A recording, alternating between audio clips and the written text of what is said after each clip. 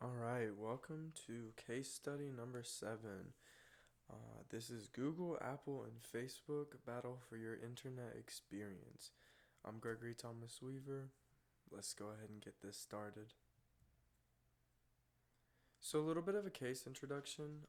Google, Apple, and Facebook are in an eternal power struggle for your use and entertainment. All three titans of industry are attempting to dominate your internet experience, and caught in the crossfire, searches, music, videos, and other media, as well as all the devices that you use for all of these things, cloud computing, and a host of other issues that are central to your social and economic life. Same economy, but different lanes. As the mission statement for these three companies vary considerably, we begin to wonder why there is a power struggle between the trio and what they are struggling to come into power of in the first place. Facebook began as a social media platform, Apple began as a personal computer company, and Google began as a search engine. So, really, what market would hold up that also fits these three vastly different companies? Growing industries. The answer to the previous is the internet. Finding just one area to dominate in, such as advertisement services, cell phone manufacturing, intuitive searching, programming, and AI, is seeming to be a bit cumbersome to choose. These companies have worked a simple solution: dominate the entire internet as a whole and monopolize the whole thing. Or at least, that's how this seems at first glance. So now we'll move on to a little bit of the case study questions. So compare the business models and core competencies of Google, Facebook, and Apple. All three have strong yet differing business models. Google, a search engine, Facebook, a social media platform, and Apple, an ever evolving tech company. Yet they are also lacking in some areas. Google seems to have rushed some of their tech devices. Facebook has been in trouble on multiple accounts of personal information disbursement, and Apple only runs Apple created programs and softwares. Why is mobile computing so important to these three firms? Evaluate the mobile strategies of each firm. Google realized the popularity of its services on mobile devices and then sought to change the way their engines completes and to service search by implementing algorithms that find mobile friendly sites and present them first. Apple is becoming increasingly involved in mobile computing as they have quickly implemented more than just tangible technology to their list of assets. Apple Pay is now growing and increasing in popularity, which is their credit card slash debit card payment service that you don't even need an actual tangible card to be able to make transactions.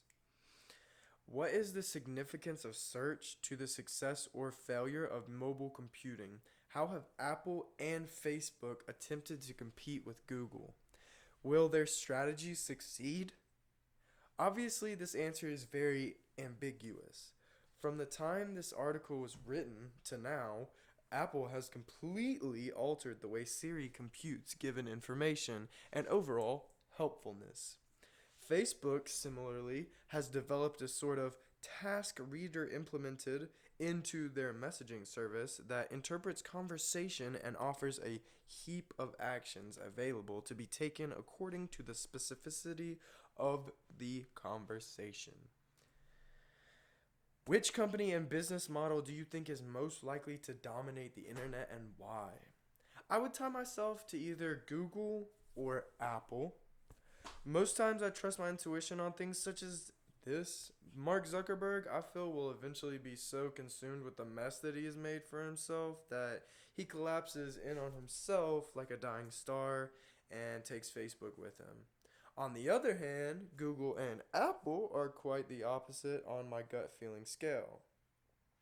Both of these companies are always striving to make the next big strides in technological evolution and advancement. If you notice, every few years, Apple does something drastic with the design of their new iPhone model, either internally, externally, or both.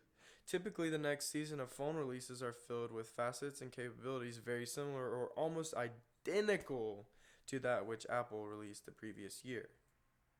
What difference would it make to a business or to an individual consumer if Apple, Google, or Facebook dominated the internet experience? If one company won, meaning the other two give up this seemingly space race-esque experience, then a monopoly over the internet use and funding would be formed, giving pretty much complete market control to whichever company wins. This could drastically affect not only the US economy, but very possibly even the global economy. So, in conclusion, big business can be very helpful and useful to any small business or individual consumers and should never be completely disregarded as a whole. That being said, one should also never put full trust and judgment into big business because of how easily manipulated they tend to be, as well as how quickly they can manipulate and can be taken by them. Thanks for listening. This is Thomas Weaver.